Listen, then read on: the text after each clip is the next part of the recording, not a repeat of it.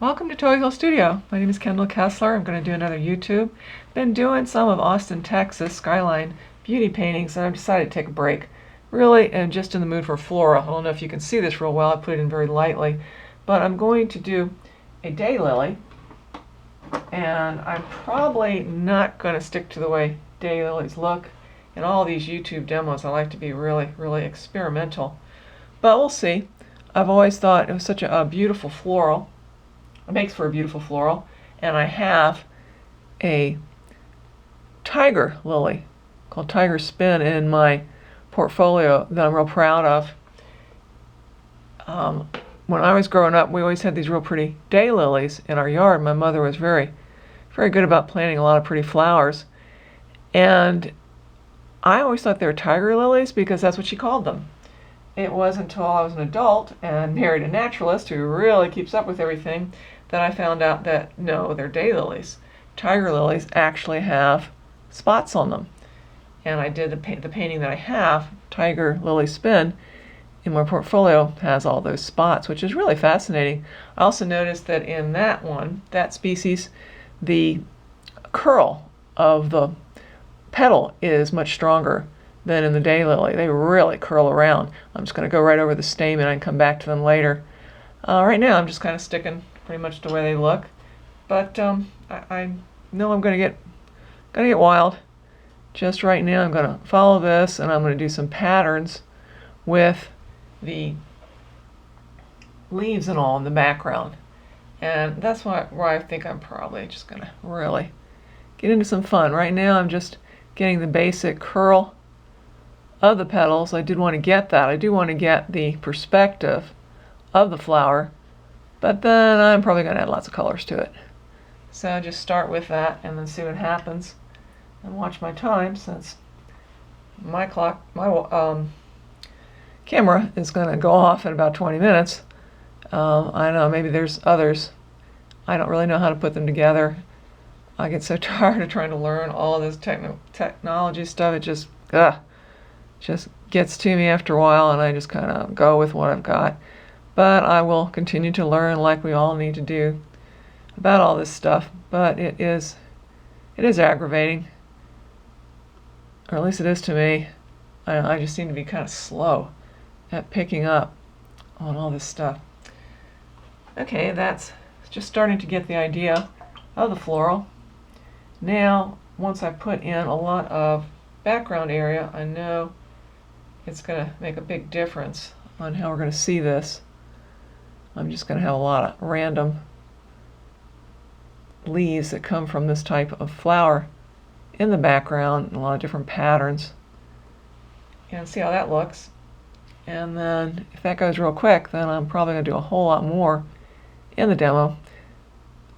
At first I was trying to do the whole thing, and I was using a hairdryer, and it was a real pain.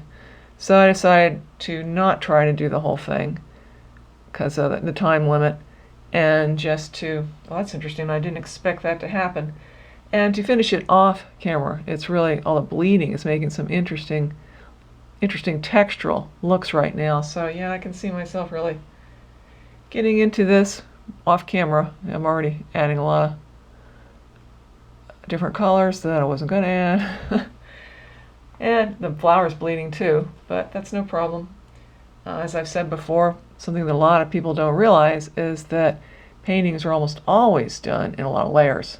Even people that use palette knives, I think they probably use some layers too with oil paint, because if it's real thick, it's going to, if you start off with it real thick, it's just going to crack right off. Then you don't have anything. So the traditional manner, as I've mentioned before, is going from thin to thick layers in all painting mediums. So even though I'm putting pretty much paint on this, it's going to build up over time. I really like the patterns that I'm getting. I don't know if you're seeing that much. The other thing that I know I keep saying ad nauseum is what I'm seeing is not exactly what you're seeing. It just doesn't record exactly right, even though I've set up lights and I'm trying to do a real good job. It just is not as good. It's not as intense as what I'm seeing. But, it's close. And when I get the finished one done, it gets real close. And then the does okay on YouTube. It's pretty close. I keep working on it. Oh, I really like the patterns, and I wasn't expecting that to come out that much. So this should be interesting as the flower dries, what I'm going to do with this. And as always, I really love red-green contrast.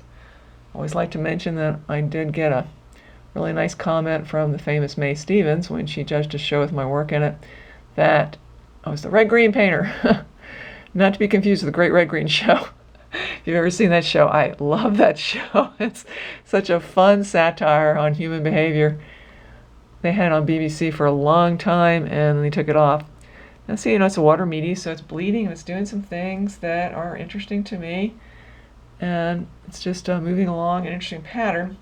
I guess I really should get my hairdryer, but maybe I can just stop for a minute and see, or start using the paint a little bit thicker and see if I can go a little further. Didn't really want to use my hairdryer, but it's really quite wet. I'm not going to be able to do a whole lot more. And I wanted to. I don't want these to be super short. As I said before, now YouTube's saying it's better to have them long to get more attention. But first I was doing really, really short ones. Okay, I can still do some interesting things and pull in the blue-green into this, which to my eye is starting to make a really, really pretty look to this flower. I might stick it, it's going to have some real strong expression, some of my own choice of how the colors are going to be, but I might not go super far from the way this beautiful flower looks. There's zillions of them up at Radford High School. I was always enjoyed looking at them when I picked up my son from school. They were just so beautiful, and you can plant these, but they're also a wildflower, and there's zillions of them in Radford, and they're so gorgeous. That, along with crown vetch, which, although it's a beautiful magenta flower, as my naturalist husband has pointed out, it's really a very invasive species that messes up other things. A lot of people don't realize how we have so many things that are not helpful. Oh, I wanted to put the stem in right there. So I'll do that. Didn't want to leave that out. Could use a lot more paint. Paint's just dripping away down there. That's okay. That's not on the paper, so no problem. Again, this is a fast experimental work, and it's not going to be for sale because I'm using real inexpensive paint and inexpensive paper, and I believe in doing things right.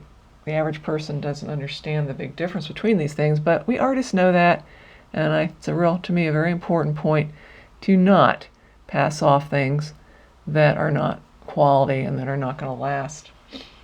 But you can get fantastic archival prints, which is really great. Really small ones, they start at $22, but you get really huge ones, and they are excellent. I have ordered greeting cards. You can get greeting cards, you can get anything of them to see how well the printing is, and they are great. So that will be an option that I hope that some of you watching will take. I have so many different kinds of artwork. My main artwork, as I've said, is the Blue Ridge. So if you look at my mountain folder collection, you will see the main thing that I do. I think I'm just going to, instead of getting out more colors, I'm going to just put the stamen in like that, using the blue-green, and just kind of reestablish the petals a little more. And then I might quit and decide if I'm going to get real funky with this, or if I'm going to not. Painting is always adventure, even when I am working from something specific on the Blue Ridge. It's still always, there's still always choices that have to do with my personality, the textures I like to see. I'm not a photographer, and even though I do have some photographs that I like in my portfolio, that's not what I do. And not to disparage photorealism, but that's just not for me.